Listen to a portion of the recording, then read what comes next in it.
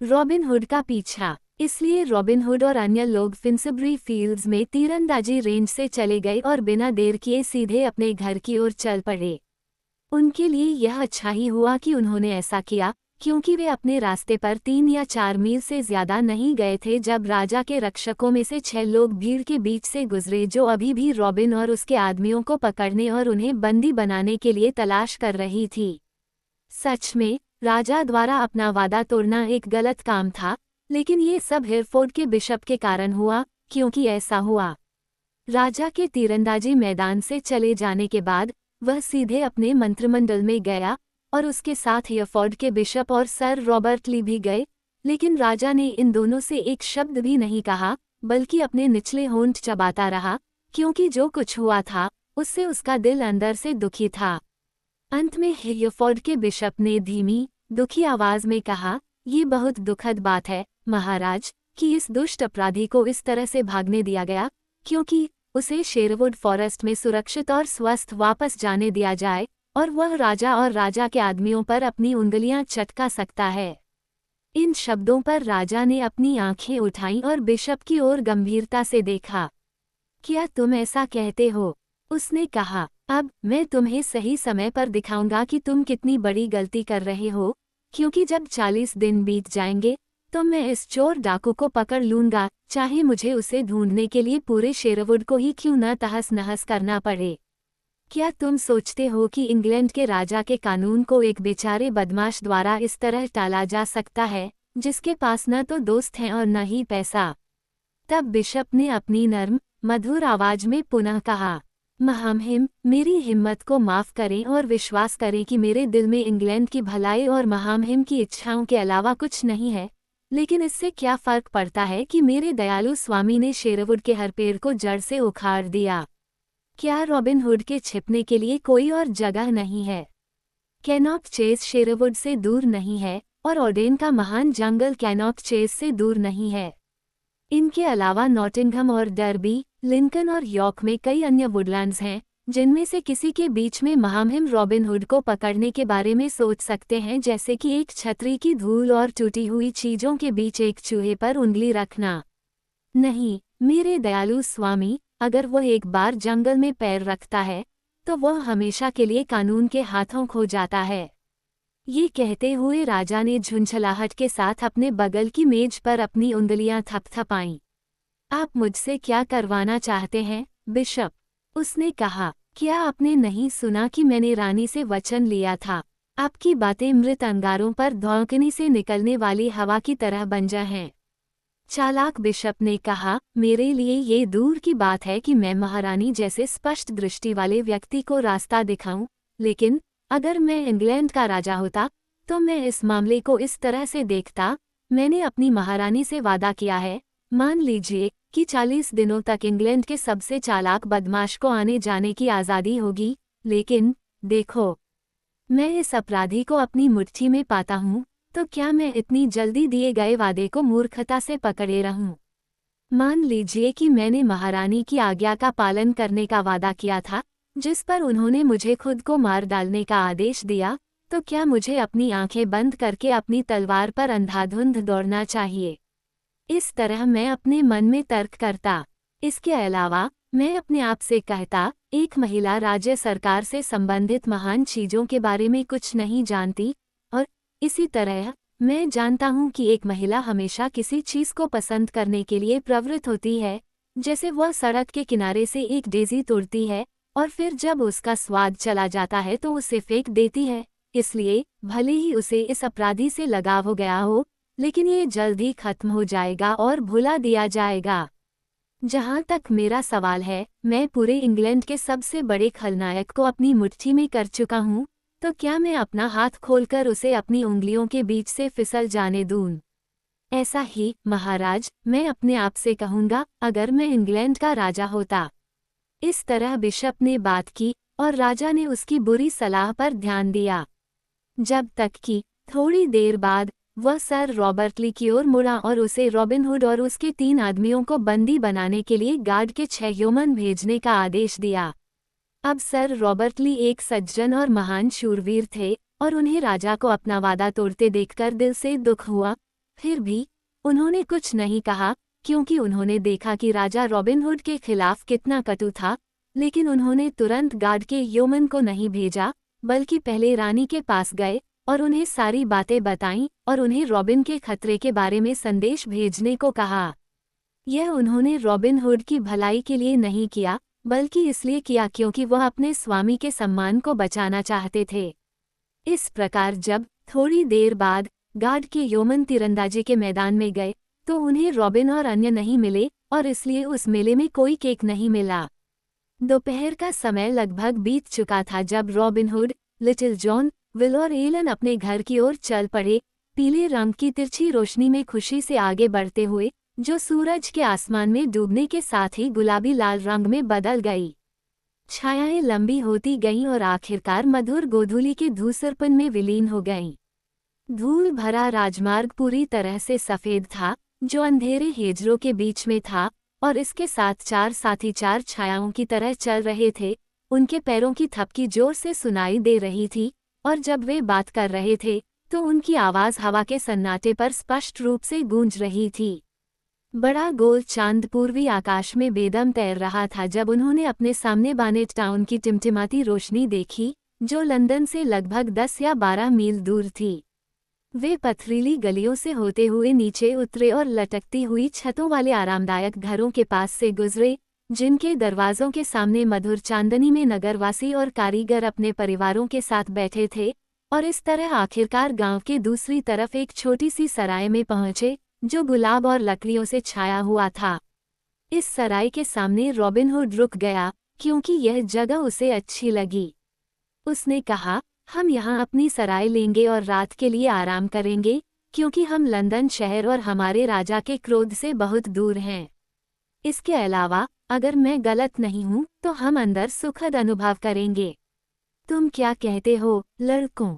सचमुच अच्छे गुरु, little John ने कहा, आपकी आज्ञा और मेरा काम हमेशा केक और शराब की तरह एक साथ फिट होते हैं।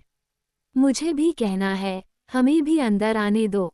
तभी विल स्कारलेट बोला, मैं हमेशा वही करने के लिए तैयार हूँ जो आप कहते हैं चाचा। फिर भी मैं चाहता हूँ कि हम रात को आराम करने से पहले अपने रास्ते पर और आगे बढ़ जाएं। फिर भी अगर आप ठीक समझें तो हमें रात के लिए अंदर जाने दें, मैं भी यही कहता हूँ। इसलिए वे अंदर गए और उस जगह की सबसे अच्छी चीज़ों को मंगवाया।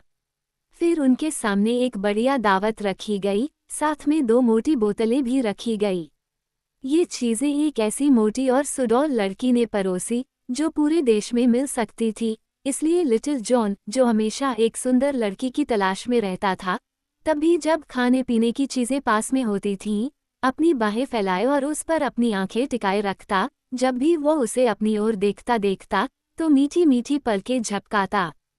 फिर आपको देखना चाहिए था कि लड़की कैसे हंसी से चहक उठी और कैसे उसने अपनी आंखों के कोनों से लिटिल जॉन को देखा। उसके दोनों गालों पर एक डिंपल आ गया, क्योंकि वह हमेशा महिलाओं के साथ संबंध बनाने का शौकीन था। इस प्रकार दावत खुशी खुशी बीत गई और उस सराय ने इन 4 हटे कट्टे लोगों की तरह इतने जोशीले खाने वाले कभी नहीं देखे थे। लेकिन आखिरकार उन्होंने अपना खाना खत्म कर लिया, हालांकि ऐसा लग रहा था कि वे कभी खत्म ही नहीं करेंगे, और बोरी के ऊपर मदराते हुए बैठ गए। जब वे बैठे थे तो अचानक मकान मालिक अंदर आया और उसने बताया कि दरवाजे पर एक व्यक्ति खड़ा है, रानी के घर का एक युवा स्क्वायर, रिचर्ड पाटिंगटन, जो नीले रंग के लड़के से मिलना चाहता था और बिना समय गंवाए उससे बात करना चाहता था। इसलिए रॉबिन जल्दी से उठा और मकान मालिक से कहा कि वो उसके पीछे न आए, और बाकी लोगों को एक दूसरे को देखते हुए और यह सोचते हुए छोड़ दिया कि आगे क्या होने वाला है। जब रॉबिन सराय से बाहर आया तो उसने देखा कि युवा रिचर्ड पाटिंगटन सफ़ेद चांदनी में अपने घोड़े पर बैठा हुआ उसके आने का इंतजार कर रहा था। आप क्या खबर लेकर आए हैं सर पेज? रॉबिन ने कहा, मुझे विश्वास है कि यह कोई बुरी खबर नहीं है। क्यों? युवा पाटिंगटन ने कहा, उसके लिए यह अब काफी बुरा है। राजा को हेयरफोर्ड के उस दुष्ट बिशप ने तुम्हारे खिलाफ बहुत भड़का दिया है। उसने तुम्हें फिंसबरी फील्ड्स में तीरंदाजी के ठिकानों पर गिरफ्तार करने के लिए भेजा था, लेकिन वहां तुम्हें न पाकर उसने अपने हथियारबंद आदमियों को इकट्ठा किया, 50 से ज्यादा और उन्हें जल्दी से इसी सड़क से शेरवुड की ओर भेज रहा है, या तो तुम्हें रास्ते पर ले जाने के लिए या तुम्हें फिर से जंगल में जाने से रोकने के लिए।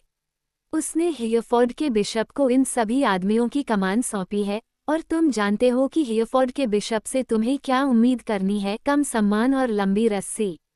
घुड़सवारों के 2 दल पहले से ही सड़क पर हैं, मेरे पीछे ज्यादा दूर नहीं, इसलिए बेहतर होगा कि तुम यहाँ से तुरंत चले जाओ, क्योंकि अगर तुम और देर करोगे तो तुम्हें आज रात ठंडी कालकोठरी में सोना पड़ेगा। रानी ने मुझे ये संदेश लाने का आदेश दिया है तुम्हें। अब रिचर्ड पार्टिंगटन, रॉबिन ने कहा, ये दूसरी बार है जब तुमने मेरी जान बचाई है, और अगर कभी सही समय आया तो मैं तुम्हें दिखा दूंगा कि रॉबिन हुड इन बातों को कभी नहीं भूलता।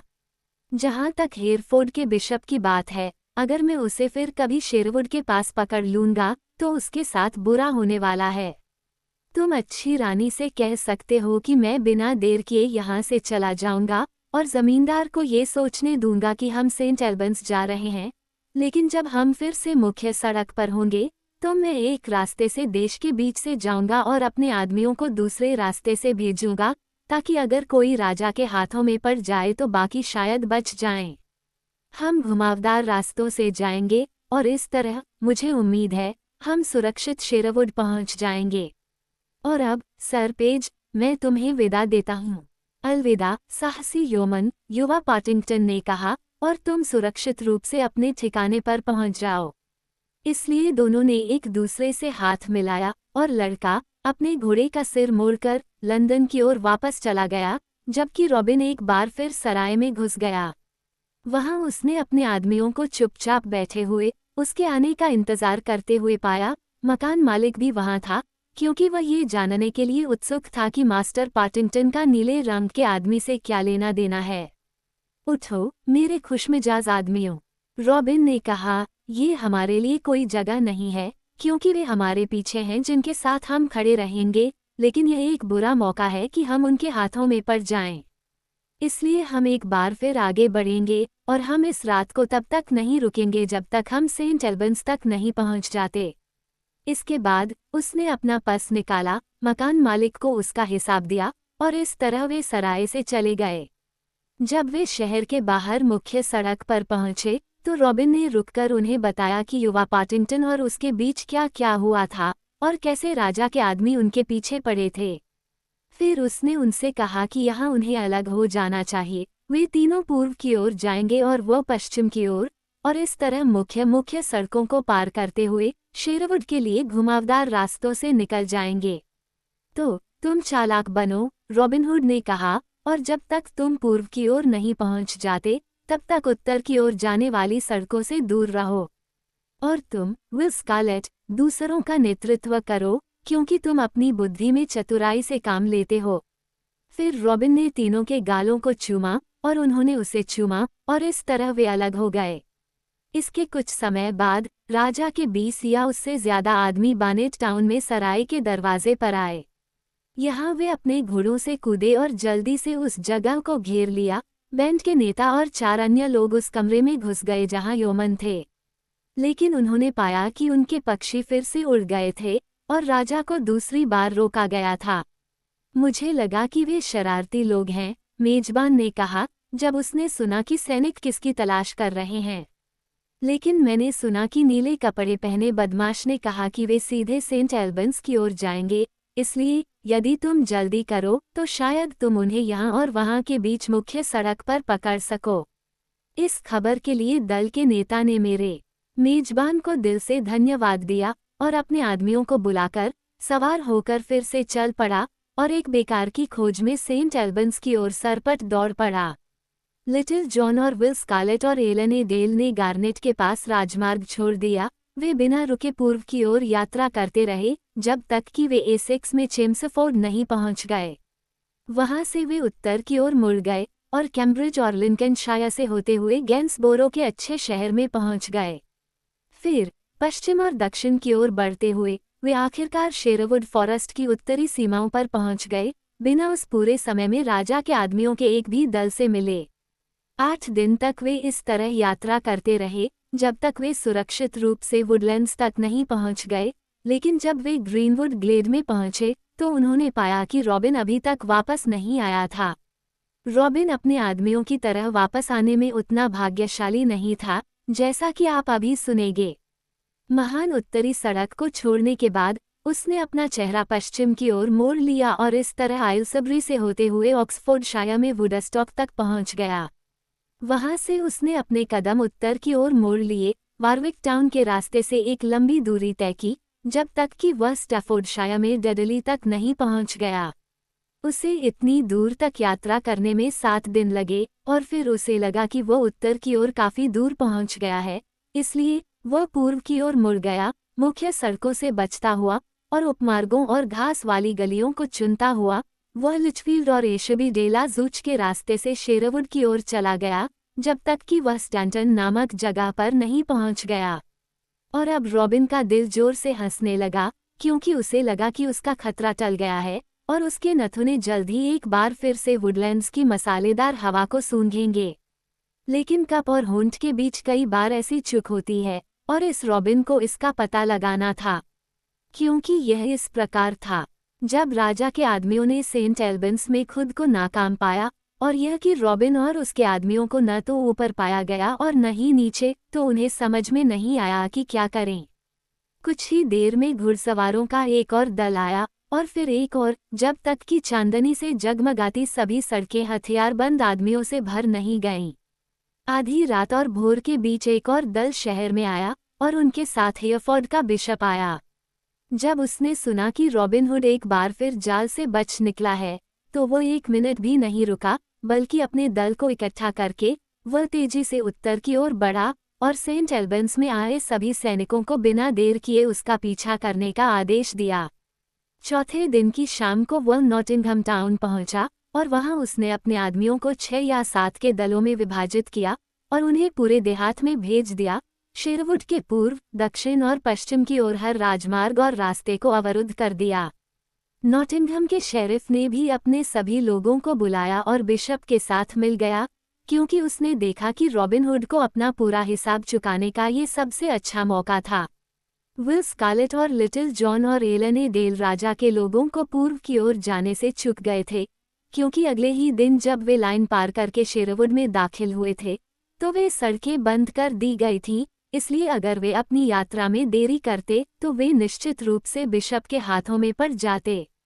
लेकिन रॉबिन को इस सब के बारे में कुछ भी पता नहीं था, इसलिए वह स्टैंटन से आगे सड़क पर टहलते हुए खुशी से सीटी बजाता रहा।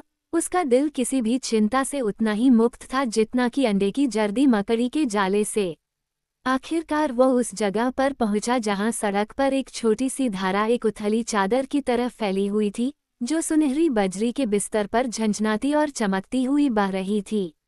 यहाँ रॉबिन प्यासा होकर रुक गया और घुटनों के बल बैठकर उसने अपने हाथों की हथेलियों का प्याला बनाया और पीना शुरू कर दिया। सड़क के दोनों ओर काफी दूर तक झाड़ियों और छोटे पेड़ों की उलझी हुई झाड़ियां खड़ी थीं, और उनमें छोटे पक्षियों को गाते हुए सुनना रॉबिन के दिल को खुश कर रहा था, क्योंकि यह उसे शेरवुड की याद दिलाता था और ऐसा लग रहा था जैसे उसे जंगल की हवा में सांस लिए हुए एक जीवनकाल बीत गया हो। लेकिन अचानक जब वह इस तरह झुककर पानी पी रहा था, तो उसके कान के पास से कोई फुफकारती हुई चीज निकली और उसके बगल में बजरी और पानी में छपाक से गिरी। रॉबिन पलक झपकते ही अपने पैरों पर खड़ा हो गया और एक ही छलांग में नदी और सड़क के किनारे को पार कर गया और बिना इधर उधर देखे सीधे झाड़ियों में कूद गया, क्योंकि वह अच्छी तरह जानता था कि उसके कान के पास जो चीज इतनी जहरीली फुफकार रही थी, वह एक भूरे रंग का हंस का तीर था और एक पल भी रुकना मौत का मतलब था। जब वह झाड़ियों में कूदा, तब भी उसके पीछे शाखाओं के बीच से 6 और तीर निकले, जिनमें से एक उसके दोहरे तीर में जा लगा, और अगर उसने स्टील का सख्त कोट नहीं पहना होता तो यह उसके बाजू में बहुत गहरा लग सकता था। फिर राजा के कुछ आदमी तेज गति से सड़क पर आए। वे अपने घोड़ों से कूद पड़े और रॉबिन के पीछे सीधे झाड़ियों में कूद पड़े। लेकिन रॉबिन उनसे बेहतर तरीके से जमीन को जानता था, इसलिए वह इधर उधर रेंगता, उधर झुकता और फिर थोड़ी सी खुली जगह से भागता हुआ जल्दी ही उन्हें बहुत पीछे छोड़ आया और आखिरकार जिस सड़क को उसने छोड़ा था, उससे लगभग 800 कदम दूर एक दूसरी सड़क पर आ गया।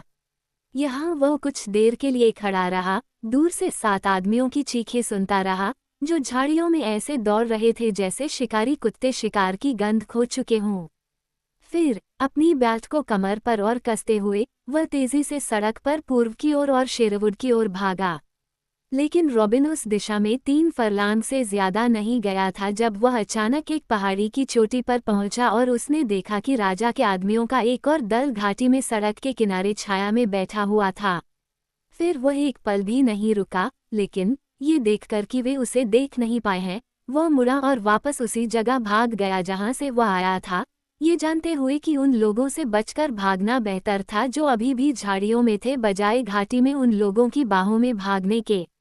इसलिए वह पूरी तेजी से वापस भागा और झाड़ियों को पार करके सुरक्षित निकल गया। जब 7 आदमी खुली सड़क पर आ गए, जब उन्होंने उसे देखा तो उन्होंने जोर से चिल्लाया, जैसे शिकारी हिरन के छिपने पर चिल्लाता है। लेकिन तब रॉबिन उनसे 1/4 मील और उससे ज्यादा दूर था, ग्रेहाउंड की तरह जमीन पर दौड़ रहा था। उसने अपनी गति कभी कम नहीं की, बल्कि मील दर मील दौड़ता रहा, जब तक कि वह मैकवर्थ के पास, डेरवेंट नदी के पार, डर्बी टाउन के पास नहीं पहुंच गया। यहाँ ये देखते हुए कि वह वर्तमान खतरे से बाहर है, उसने अपनी दौड़ धीमी कर दी और अंत में वह एक बाड़ के नीचे बैठ गया जहाँ घास सबसे लंबी थी और छाया सबसे ठंडी थी, वहाँ आराम करने और अपनी सांस लेने के लिए। मेरी आत्मा की कसम, रॉबिन, उसने खुद से कहा, ये तुम्हारे पूरे जीवन में सबसे कम दूरी की चूक थी। मैं पूरी गंभीरता से कहता हूँ कि उस दुष्ट बाण के पंख ने मेरे कान को गुदगुदाया जब वह तेजी से गुजरा। इसी दौड़ ने मुझे खाने पीने की बहुत तीव्र इच्छा दी है। अब मैं सेंट डंस्टन से प्रार्थना करता हूँ कि वह मुझे जल्दी से कुछ मांस और बियर भेजे। ऐसा लग रहा था मानो संत डंस्टन उसकी प्रार्थना का उत्तर देने वाले थे, क्योंकि रास्ते में डर्बी का एक मोची, क्विंस, जो कर्क लैंगली के पास एक किसान के पास एक जोड़ी जूते लेने गया था, धीरे धीरे चलता हुआ घर लौट रहा था। उसकी थैली में एक बढ़िया उबला हुआ कैपोन और बगल में बियर का एक मोटा बर्तन था, जो किसान ने उसे इतनी मोटी जोड़ी जूते की खुशी में दिया था। अच्छा, क्विंस एक ईमानदार व्यक्ति था, लेकिन उसकी बुद्धि कुछ हद तक भारी किस्म की थी, कच्चे आटे की तरह। इसलिए उसके दिमाग में बस यही बात थी, तेरे जूते के लिए 3 शिलिंग 6 पेंस 1 पेनी। अच्छा क्विंस, तेरे जूते के लिए 3 शिलिंग 6 पेंस 1 पेनी। और यह बात उसके दिमाग में घूमती रही, बिना किसी दूसरे विचार के उसके सिर में, जैसे एक मटर खाली क्वाट पॉट के अंदर गोल गोल घूमती रहती है। हेलो अच्छे दोस्त, रॉबिन ने बाड़ के नीचे से कहा, जब दूसरा काफी करीब आ गया। इस उज्ज्वल दिन में इतनी खुशी से कहाँ चले गए? खुद को इस तरह बुलाए जाने पर मोची रुक गया और नीले रंग के कपड़े पहने एक अजनबी को देखकर उसने उससे उचित तरीके से बात की। अच्छा डैन दे दो सज्जन महोदय, और मैं कहूँगा कि मैं कर्क लैंगली से आया हूँ, जहाँ मैंने अपना शून बेचा और उनके लिए 3 शिलिंग 6 पेंस 1 पेनी खरीदे, जो कि तुमने कभी नहीं देखा और ईमानदारी से कमाया भी, मैं तुम्हें बताना चाहता हूँ। लेकिन अगर मैं इतना साहसी हो सकता हूँ, तुम सुंदर साथी, तुम वहाँ बाड़ के नीचे क्या कर रहे हो? शादी करो, खुश रॉबिन ने कहा, मैं यहाँ सुनहरी चिड़ियों की पूंछ पर नमक डालने के लिए बाड़ के नीचे बैठा हूँ, लेकिन सच में तुम इस धन्य दिन में देखी गई पहली योग्य लड़की हो। ये कहते हुए मोची की आंखें बड़ी और चौड़ी हो गईं और उसका मुंह आश्चर्य से गोल हो गया, जैसे तख्ते की बाड़ में गांठ हो। एक दिन सुस्त, उसने कहा, अब देखो, मैंने उन सुनहरे पक्षियों को कभी नहीं देखा, और क्या तुम उन्हें इन झाड़ियों में पा सकते हो, अच्छे साथी? कृपया मुझे बताओ, क्या वे बहुत हैं? मैं उन्हें खुद ही ढूंढना चाहता हूँ। हाँ, सच में, रॉबिन ने कहा, वे यहाँ कैनॉक चेज में ताज़ा हेरिंग की तरह घने हैं। अब देखो, मोची ने आश्चर्य में डूबकर कहा, और क्या तुम सचमुच उनकी सुंदर पूंछों पर नमक डालकर उन्हें पकड़ सकते हो? हाँ, रॉबिन ने कहा, लेकिन यह नमक एक अजीब किस्म का है, मैं तुम्हें बता दूं, क्योंकि इसे केवल एक लकड़ी की थाली में 1/4 लीटर चांदनी को उबालकर प्राप्त किया जा सकता है, और तब एक चुटकी ही बचती है। लेकिन अब मुझे बताओ, तुम बुद्धिमान आदमी हो, तुम्हारे पास उस थैली में और उस बर्तन में क्या है? ये कहते हुए मोची ने उन चीजों की ओर देखा जिनके बारे में रॉबिन ने कहा था क्योंकि सुनहरे पक्षी के विचारों ने उन्हें उसके दिमाग से निकाल दिया था और उन्हें फिर से याद करने में उसे कुछ समय लगा। क्यों? उसने आखिरकार कहा, एक में बढ़िया मार्च बियर है और दूसरे में एक मोटा कैपोन है। सच में, मोची क्विंस आज एक बढ़िया दावत देगा और मैं गलत नहीं हूँ। लेकिन मुझे बताओ, अच्छे क्विंस, रॉबिन ने कहा, क्या तुम उन चीज़ों को मुझे बेचने का मन बना रहे हो? क्योंकि उनके बारे में सुनना मेरे कानों को मीठा लगता है। मैं तुम्हें अपने शरीर पर पहने हुए ये नीले रंग के शानदार कपड़े दूंगा और तुम्हारे कपड़ों, चमड़े के एप्रन, बियर और कैपोन के लिए 10 शिलिंग दूंगा। तुम क्या कहते हो, बदमाश लड़के? नहीं, तुम मेरे साथ मजाक कर रहे हो, मोची ने कहा, क्योंकि मेरे कपड़े मोटे और चिमटेदार हैं और तुम्हारे कपड़े बढ़िया और बहुत सुंदर हैं। मैं कभी मजाक नहीं करता, रॉबिन ने कहा। आओ, अपनी जैकेट उतारो और मैं तुम्हें दिखाता हूँ, क्योंकि मैं तुम्हें बताता हूँ कि मुझे तुम्हारे कपड़े बहुत पसंद हैं। इसके अलावा, मैं तुम्हारे प्रति दयालु रहूंगा, क्योंकि मैं तुम्हारे पास मौजूद अच्छी चीज़ों पर तुरंत दावत करूंगा और तुम्हें खाने के लिए आमंत्रित किया जाएगा। इन शब्दों पर उसने अपना डबलट उतारना शुरू कर दिया और मोची ने उसे इतनी गंभीरता से देखकर अपने कपड़े भी उतारने शुरू कर दिए, क्योंकि रॉबिन हुड की पोशाक उसकी आंखों में चुभ रही थी। इसलिए दोनों ने दूसरे साथी के कपड़े पहन लिए और रॉबिन ने ईमानदार मोची को 10 चमकदार नए शिलिंग दिए। खुशमिजाज रॉबिन ने कहा, मैं अपने जीवन में पहले भी कई चीजें कर चुका हूँ, लेकिन मैं कभी ईमानदार मोची नहीं रहा। आओ दोस्त, चलो हम गिरते हैं और खाते हैं, क्योंकि मेरे अंदर कुछ उस अच्छे मोटे कैपोन के लिए जोर से चिल्ला रहा है। इसलिए दोनों बैठ गए और खूब जोर जोर से भोजन करने लगे, और जब भोजन समाप्त हो गया तो दान के रूप में कैपोन की हड्डियां निकाली गईं। फिर रॉबिन ने अपने पैरों को फैलाया और अपने अंदर एक मीठी सी राहत महसूस की। उसने कहा, तुम्हारी आवाज़ से मुझे पता चल गया है कि तुम्हारे दिमाग में 1 या 2 अच्छे गाने चल रहे हैं, जैसे घास के मैदान में बछड़े। मैं विनती करता हूँ, उनमें से एक मेरे लिए निकालो।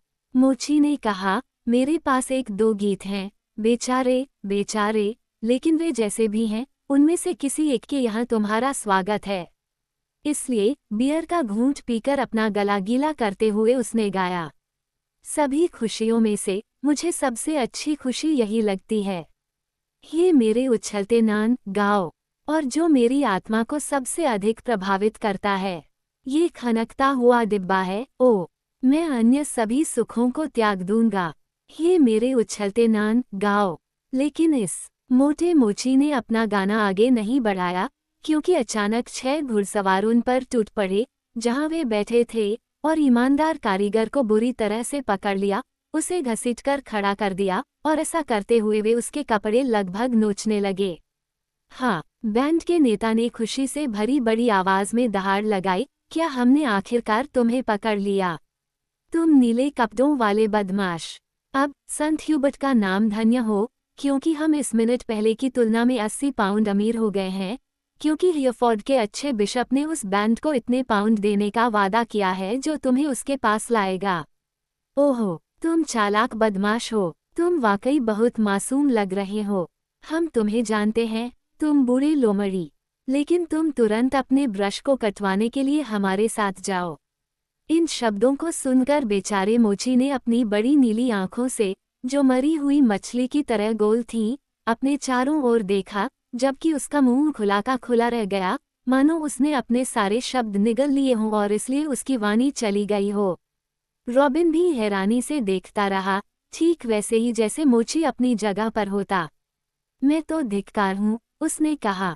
मुझे नहीं पता कि मैं यहाँ बैठा हूँ या किसी अनजान जगह पर। बर्तन में इतनी हलचल का क्या मतलब है, प्यारे सज्जनों? निश्चित रूप से यह एक प्यारा, ईमानदार आदमी है। ईमानदार आदमी, तुम कहते हो, विदूषक? उनमें से एक ने कहा, क्यों, मैं तुम्हें बताता हूँ कि यह वही बदमाश है जिसे लोग रॉबिन हुड कहते हैं। इस भाषण पर मोची ने पहले से कहीं ज्यादा घूरकर देखा और मुंह खोला, क्योंकि उसके बेचारे दिमाग में विचारों का ऐसा घालमेल चल रहा था कि उसकी बुद्धि धूल और भूसे से पूरी तरह धुंधली हो गई थी। इसके अलावा, जब उसने रॉबिन हुड को देखा और देखा कि वो यौमन बिल्कुल वैसा ही दिख रहा है जैसा वह खुद को जानता था, तो उसे संदेह होने लगा और उसने सोचना शुरू कर दिया कि शायद वह वाकई महान डाकू था। उसने धीमी, हैरान करने वाली आवाज में कहा, क्या मैं वाकई वह आदमी हूँ? अब मैंने सोचा था, लेकिन नहीं। क्विंस, तुम गलत हो। फिर भी क्या मैं हूँ? नहीं, मैं वाकई रॉबिन हुड हूँ। फिर भी, सच में, मैंने कभी नहीं सोचा था कि मैं एक ईमानदार कारीगर से इतना महान यौमन बन जाऊंगा। हाय, रॉबिन हुड ने कहा, अब तुम वहां देखो। देखो कि तुम्हारे दुर्व्यवहार ने इस गरीब लड़के की बुद्धि को कैसे खराब कर दिया है और उन्हें इकट्ठा कर दिया है। मैं खुद क्विंस, डर्बी टाउन का मोची हूँ। क्या ऐसा है? क्विंस ने कहा, तो वास्तव में मैं कोई और हूँ, और कोई और नहीं बल्कि रॉबिन हुड हो सकता हूँ। मुझे ले लो साथियों, लेकिन मैं तुम्हें बता दूं कि तुमने जंगल में कभी कदम रखने वाले सबसे मजबूत यौमन पर हाथ डाला है।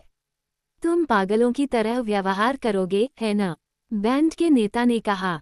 यहाँ, गाइल्स, एक रस्सी लाओ और इस दुष्ट के हाथ पीछे से बांध दो। मैं गारंटी देता हूँ कि जब हम उसे टुटबरी टाउन में हमारे अच्छे बिशप के सामने सुरक्षित ले जाएंगे, तो हम उसकी बुद्धि को फिर से वापस लाएंगे। इसके बाद उन्होंने मोची के हाथ पीछे से बांध दिए और उसे रस्सी से ले गए, जैसे किसान मेले से लाए बछड़े को ले जाता है। रॉबिन उन्हें देखता हुआ खड़ा रहा, और जब वे चले गए, तो वह तब तक हंसता रहा जब तक उसके गालों से आंसू नहीं बहने लगे, क्योंकि वह जानता था कि ईमानदार आदमी को कोई नुकसान नहीं होगा, और उसने अपने मन में बिशप के चेहरे की कल्पना की, जब अच्छे क्विंस को रॉबिन हुड के रूप में उसके सामने लाया गया था। फिर, अपने कदमों को एक बार फिर पूर्व की ओर मोड़ते हुए, वह दाहिने पैर से आगे बढ़कर नॉटिंगमशायर और शेरवुड फॉरेस्ट की ओर बढ़ा। लेकिन रॉबिन हुड ने उससे कहीं ज्यादा अनुभव किया था, जिसका उसे अनुमान था। लंदन से उसकी यात्रा कठिन और लंबी थी, और एक सत्र में उसने 70 मील से ज्यादा की यात्रा की थी। उसने सोचा कि अब वह बिना रुके आगे बढ़ता रहेगा, जब तक कि वह शेरवुड न पहुंच जाए, लेकिन इससे पहले कि वह 50 मील की दूरी तय करता, उसे लगा कि उसकी ताकत उसके नीचे से बह रही है, जैसे नदी के किनारे पर पानी ने उसे कमजोर कर दिया हो। वह बैठ गया और आराम करने लगा, लेकिन वह अपने भीतर जानता था कि वह उस दिन और आगे नहीं जा सकता, क्योंकि उसके पैर शीशे के ढेर की तरह लग रहे थे, थकान के कारण वे इतने भारी हो गए थे। एक बार फिर वह उठा और आगे बढ़ गया, लेकिन 2 मील की यात्रा करने के बाद उसे ये सब छोड़ना ही था, इसलिए जब वह ठीक उसी समय एक सराय में पहुंचा, तो वह अंदर गया और मकान मालिक को बुलाकर उसे एक कमरा दिखाने को कहा, हालांकि उस समय सूरज पश्चिमी आकाश में डूब रहा था। उस जगह पर सिर्फ 3 बेडरूम थे, और इनमें से सबसे छोटे बेडरूम को मकान मालिक ने रॉबिन हुड दिखाया, लेकिन छोटे रॉबिन को जगह की खूबसूरती से मतलब था, क्योंकि वह उस रात टूटे हुए पत्थरों के बिस्तर पर सो सकता था। इसलिए, बिना किसी देरी के उसने अपने कपड़े उतार दिए, बिस्तर पर लुढ़क गया और लगभग सो गया, इससे पहले कि उसका सिर तकिए को छूता। रॉबिन के आराम करने के कुछ समय बाद ही पश्चिम की ओर पहाड़ियों के ऊपर से एक बहुत बड़ा बादल झांकने लगा। वो ऊपर उठता गया और रात में अंधेरे के पहाड़ की तरह जम गया। उसके नीचे हर जगह कभी कभी एक फीकी लाल चमक आती थी और कुछ ही देर में आने वाली गड़गड़ाहट की एक छोटी सी भयावह आवाज सुनाई देती थी। तभी नॉटिंघम टाउन के 4 तगड़े नगरवासी सवार होकर आए, क्योंकि 5 मील की दूरी के भीतर यही एकमात्र सराय थी और वे इस तरह के तूफान में फंसने की परवाह नहीं कर रहे थे जो उनके ऊपर आने वाला था। अपने घोड़ों को अस्तबल वाले के पास छोड़कर वे सराय के सबसे अच्छे कमरे में पहुंचे, जहां फर्श पर ताज़ी हरी झाड़ियां फैली हुई थीं, और वहां उन्होंने उस जगह पर मिलने वाले सबसे बढ़िया भोजन के लिए आवाज लगाई। भरपेट खाने के बाद उन्होंने मकान मालिक से अपने कमरे दिखाने को कहा, क्योंकि वे उस दिन ड्रोनफील्ड से इतनी दूर तक सवारी करके आने के कारण थके हुए थे। इसलिए वे चले गए और एक बिस्तर पर 2 लोगों के सोने पर बड़बड़ाने लगे, लेकिन इस मामले में उनकी परेशानियां, साथ ही अन्य सभी परेशानियां, जल्दी नींद की शांति में खो गईं। और अब हवा का पहला झोंका आया, जो उस जगह से गुजरा, ताली बजाता हुआ और दरवाजे और शटर पीटता हुआ, आने वाली बारिश की गंध महसूस करता हुआ, और सब धूल और पत्तियों के बादल में लिपटा हुआ था। जैसे कि हवा अपने साथ कोई मेहमान लेकर आई हो। अचानक दरवाज़ा खुला और एमिट प्रीरी का एक भिक्षु अंदर आया, और वो एक उच्च पद का भिक्षु था, जैसा कि उसके वस्त्रों की कोमलता और चिकनाई और उसकी माला की समृद्धि से पता चलता था। उसने मकान मालिक को बुलाया और उसे आदेश दिया कि पहले अपने खच्चर को अच्छी तरह से खिलाए और अस्तबल में बिस्तर पर लिटाए, और फिर घर में जो भी सबसे अच्छा हो उसे लाकर दे।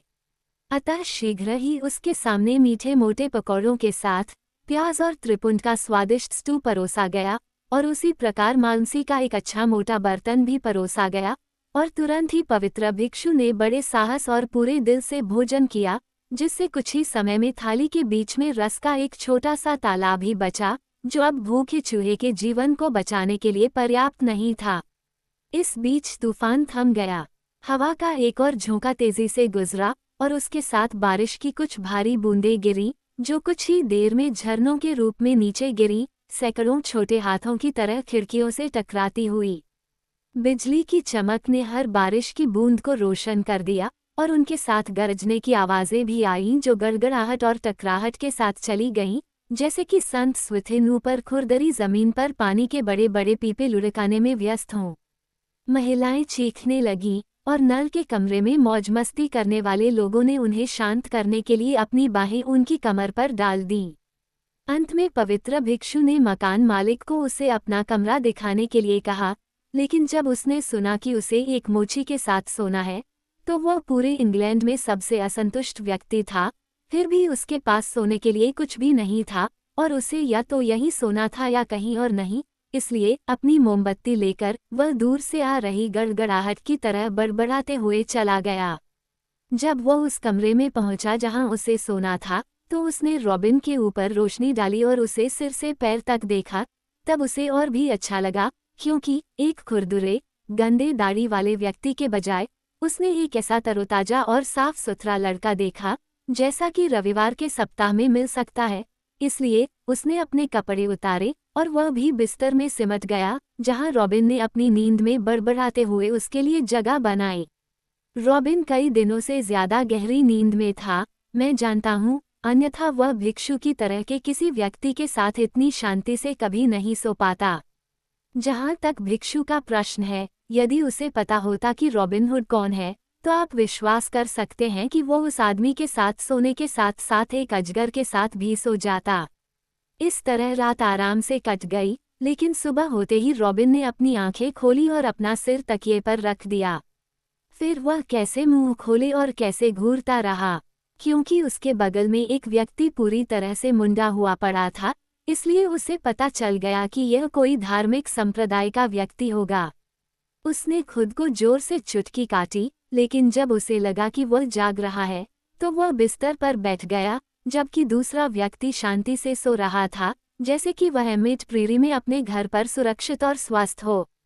अब रॉबिन ने खुद से कहा, मुझे आश्चर्य है कि यह चीज रात में मेरे बिस्तर पर कैसे आ गिरी। ऐसा कहते हुए वह धीरे से उठा, ताकि दूसरे को न जगाए, और कमरे में चारों ओर देखने पर उसने भिक्षु के कपड़े दीवार के पास एक बेंच पर पड़े देखे। पहले उसने अपने सिर को एक तरफ करके कपड़ों को देखा, और फिर उसने भिक्षु को देखा और धीरे से एक आंख झपकाए। उसने कहा, अच्छा भाई, तुम्हारा नाम जो भी हो, क्योंकि तुमने मेरा बिस्तर इतनी आसानी से उधार लिया है, मैं भी बदले में तुम्हारे कपड़े उधार लूंगा। ऐसा कहते हुए उसने तुरंत ही साधु की पोशाक पहन ली, लेकिन कृपापूर्वक मोची के कपड़े उसके स्थान पर छोड़ दिए।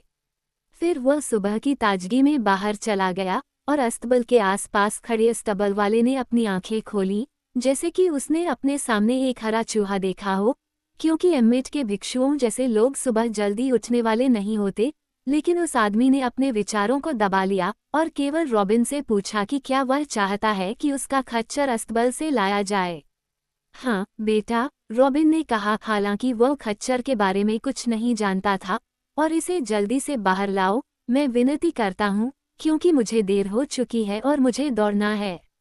तो तुरंत अस्तबल वाला खच्चर को बाहर ले आया, और रॉबिन उस पर सवार होकर आनंदित होकर अपने रास्ते पर चला गया।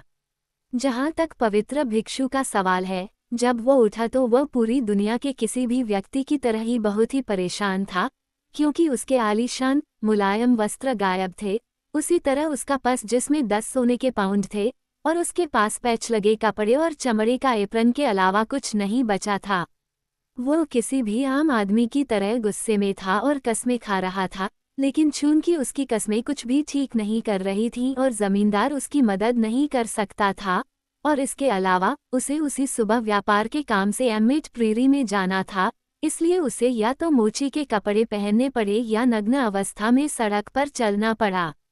इसलिए उसने कपड़े पहने और अभी भी डर्बीशायर के सभी मोचियों के खिलाफ गुस्से में और बदला लेने की कस्में खाते हुए वह पैदल ही अपने रास्ते पर चल पड़ा। लेकिन उसकी बुराइयां अभी खत्म नहीं हुई थीं, क्योंकि वह बहुत दूर नहीं गया था कि वह राजा के आदमियों के हाथों में पड़ गया, जिन्होंने उसे बिना सोचे समझे टुडबरी टाउन और हेयरफोर्ड के बिशप के पास ले जाया। व्यर्थ ही उसने कसम खाई कि वह एक पवित्र व्यक्ति है और अपना मुंडा हुआ मुकुट दिखाया। उसे जाना होगा, क्योंकि इससे कोई फर्क नहीं पड़ता कि वह रॉबिन हुड है। इस बीच खुशमिजाज रॉबिन राजा के आदमियों के दो समूहों के बीच से सुरक्षित रूप से आगे बढ़ता रहा, जब तक कि शेरावुड की निकटता के कारण उसका दिल उसके भीतर नाचने नहीं लगा। इसलिए वह लगातार पूर्व की ओर यात्रा करता रहा, जब तक कि अचानक उसे एक छायादार गली में एक महान शूरवीर मिला। फिर रॉबिन ने जल्दी से अपने खच्चर को रोका और उसकी पीठ से छलांग लगा दी। अब अच्छी तरह से मिले सर रिचर्ड ऑफली, उसने चिल्लाया, क्योंकि इंग्लैंड में किसी और व्यक्ति के बजाय मैं आज आपका अच्छा चेहरा देखना चाहता हूँ। फिर उसने सर रिचर्ड को अपने साथ हुई सारी घटनाएं बताईं और कहा कि अब आखिरकार वह खुद को सुरक्षित महसूस कर रहा है, फिर से शेरवुड के इतने करीब आ गया है। लेकिन जब रॉबिन ने कहा, तो सर रिचर्ड ने उदास होकर अपना सिर हिलाया। अब तुम पहले से भी ज्यादा खतरे में हो, रॉबिन, उसने कहा, क्योंकि तुम्हारे सामने शेरिफ के लोगों के गिरोह हैं जो हर सड़क को रोक रहे हैं और किसी को भी बिना बारीकी से जांच किए लाइनों से गुजरने नहीं दे रहे हैं। मैं खुद ये जानता हूँ, क्योंकि मैं अभी उनके पास से गुजरा हूँ। तुम्हारे सामने शेरिफ के लोग हैं और तुम्हारे पीछे राजा के लोग हैं, और तुम दोनों तरफ से गुजरने की उम्मीद नहीं कर सकते, क्योंकि इस समय तक वे तुम्हारे भेष को जान जाएंगे और तुम्हें पकड़ने के लिए घात लगाए रहेंगे। मेरा किला और उसमें मौजूद हर चीज़ तुम्हारी है, लेकिन वहाँ कुछ भी हासिल नहीं किया जा सकता, क्योंकि मैं राजा और शेरिफ के लोगों की ऐसी ताकत के सामने इसे बचा पाने की उम्मीद नहीं कर सकता, जैसी कि अब नॉटिंघम में है। इतना कहने के बाद सर रिचर्ड ने सोच में अपना सिर झुका लिया और रॉबिन ने महसूस किया कि उसका दिल उसके भीतर धंस रहा है, जैसे कि लोमड़ी का दिल जो अपने पीछे कुत्तों की आवाज़ सुनती है और पाती है कि उसका खो मिट्टी से ढक गया है, ताकि उसके लिए छिपने का कोई रास्ता न हो। लेकिन कुछ ही देर में सर रिचर्ड ने फिर कहा, एक काम तुम कर सकते हो, रॉबिन, और वह भी केवल एक। लंदन वापस जाओ और हमारी अच्छी रानी एलेनोर की दया पर भरोसा करो। मेरे साथ सीधे मेरे महल में चलो। ये कपड़े उतारो और मेरे अनुचरों की तरह पहनो। फिर मैं अपने पीछे आदमियों की एक टुकड़ी के साथ लंदन शहर की ओर चलूंगा और तुम उनके साथ मिल जाओगे, और इस तरह मैं तुम्हें वहां ले जाऊंगा जहां तुम रानी से मिल सकोगे और उनसे बात कर सकोगे। तुम्हारी एकमात्र उम्मीद शेरवुड पहुंचना है, क्योंकि वहां कोई भी तुम तक नहीं पहुंच सकता है, और तुम इस रास्ते के बिना शेरवुड कभी नहीं पहुंच पाओगे। इसलिए रॉबिन ली के सर रिचर्ड के साथ गया और जैसा उसने कहा था वैसा ही किया, क्योंकि उसने शूरवीर की सलाह में बुद्धिमत्ता देखी थी और यह उसकी सुरक्षा का एकमात्र अवसर था। रानी एलेनोर अपने शाही बगीचे में मीठे मीठे खिले गुलाबों के बीच टहल रही थी, और उसके साथ उसकी 6 नौकरानियां भी चल रही थीं, जो आपस में बातें कर रही थीं। अचानक एक आदमी दूसरी तरफ से दीवार के ऊपर कूद गया और फिर एक पल के लिए लटकते हुए अंदर की घास पर हल्के से गिर गया। उसके अचानक आने पर सभी नौकरानियां चीख उठीं, लेकिन वह आदमी दौड़कर रानी के पास गया और उसके पैरों पर घुटने टेक दिए, और उसने देखा कि वह रॉबिन हुड था। क्यों, अब क्या हुआ, रॉबिन? वह चिल्लाई, क्या तुमने उस उग्र शेर के जबड़े में आने की हिम्मत की है? अफसोस, बेचारे, अगर राजा तुम्हें यहाँ पा ले तो तुम सचमुच खो गए हो। क्या तुम नहीं जानते कि वह तुम्हें पूरे देश में खोज रहा है? हाँ, रॉबिन ने कहा, मैं अच्छी तरह जानता हूँ कि राजा मुझे ढूंढ रहे हैं, और इसलिए मैं आया हूँ, क्योंकि निश्चित रूप से मेरे साथ कोई बुरा नहीं हो सकता, क्योंकि उन्होंने मेरी सुरक्षा के लिए आपके सामने अपना शाही वचन दिया है। इसके अलावा मैं आपके महाराज की दयालुता और हृदय की कोमलता को जानता हूँ, और इसलिए मैं अपना जीवन आपके दयालु हाथों में सौंपता हूँ।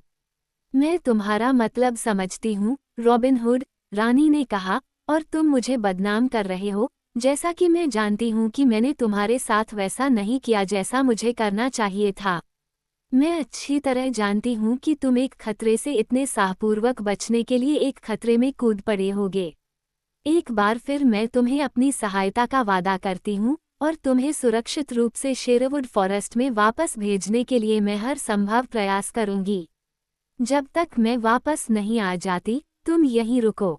इतना कहकर उसने रॉबिन को गुलाब के बगीचे में छोड़ दिया और लंबे समय तक चली गई। जब वह वापस आई तो सर रॉबर्ट ली उसके साथ थे, और रानी के गाल गर्म थे और रानी की आंखें चमक रही थीं, जैसे कि वह ऊंची आवाज में बात कर रही हो। फिर सर रॉबर्ट सीधे आगे आए जहां रॉबिन हुड खड़ा था, और उन्होंने ठंडी, सख्त आवाज में यौमन से बात की। उन्होंने कहा, हमारे दयालु राजा ने तुम्हारे प्रति अपना क्रोध कम कर दिया है, साथ ही और एक बार फिर वादा किया है कि तुम शांति और सुरक्षा के साथ विदा होगे। न केवल उन्होंने ये वादा किया है, बल्कि 3 दिनों में वह अपने एक दूत को तुम्हारे साथ जाने के लिए भेजेंगे और देखेंगे कि कोई भी तुम्हारी यात्रा को फिर से रोक न सके। तुम अपने संरक्षक संत को धन्यवाद दे सकते हो कि हमारी महान रानी के रूप में तुम्हारा इतना अच्छा दोस्त है, क्योंकि अगर उसकी अनुनय और तर्कों के बिना तुम एक मृत व्यक्ति होते, मैं तुम्हें बता सकता हूँ। इस संकट से जो तुम गुजरे हो, उससे तुम्हें 2 सबक सीखने चाहिए। पहला, अधिक ईमानदार बनो। दूसरा, अपने आने जाने में इतना दुस्साहसी मत बनो। जो व्यक्ति तुम्हारे जैसे अंधेरे में चलता है, वो कुछ समय के लिए बच सकता है, लेकिन अंत में वह निश्चित रूप से गड्ढे में गिर जाएगा। तुमने अपना सिर क्रोधित शेर के मुंह में डाल दिया है, और फिर भी तुम एक चमत्कार से बच गए हो। फिर से ऐसा करने की कोशिश मत करो। ये कहकर वह मुड़ा और रॉबिन को छोड़कर चला गया। 3 दिनों तक रॉबिन लंदन में रानी के घर में रहा, और उस समय के अंत में राजा के मुखिया पेज एडवर्ड कनिंघम आए और रॉबिन को अपने साथ लेकर शेरवुड के रास्ते उत्तर की ओर रवाना हो गए। कभी कभी वे लंदन वापस आ रहे राजा के आदमियों के समूहों के पास से गुजरे, लेकिन उनमें से किसी ने भी उन्हें नहीं रोका, और इस तरह आखिरकार वे मीठे, पत्तेदार जंगल में पहुंच गए।